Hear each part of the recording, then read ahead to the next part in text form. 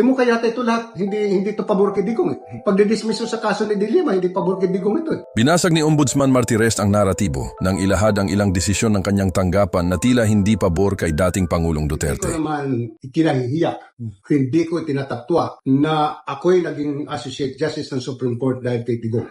Hindi ko rin itinatatwa na ako'y naging Ombudsman dahil kay PRRD. Kung bakit ako'y ginawang Ombudsman ni PRRD ay hindi ko alam. Ako ba'y tao ni PRRD o nilagay ni PRRD para magtrabaho? When I was appointed the Ombudsman, what was my first agenda? My first agenda, and the first thing that I did, was to withdraw the information pending before the Sandigan Bayan against then former President Benigno Aquino. May kaso noon si Pinoy sa Sandigan, ito yung sa Mama Sapano. I went to court, moved for the withdrawal of the information.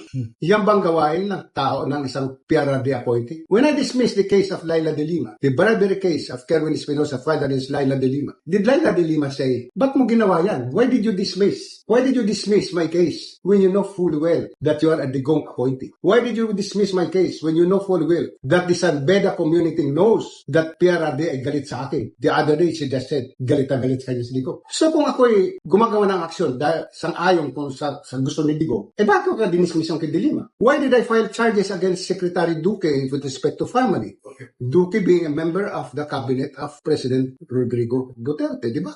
Why did they dismiss from the service the overall deputy ombudsman na si Warren Leong, na isa rin taga Davao, isang tao ni Duterte, appointee ni Duterte? Bakit ko kinasuhan si Lau sa family? Another guy from Davao, very much identified with the former president. For the 7 years that I have been the ombudsman, ano ba yung ginawa ko na pabor kay Digong? Mo kaya ito lahat, hindi to pabor kay Digong eh. Pagdidismiss sa kaso ni Dilima, hindi pabor kay Digong ito eh.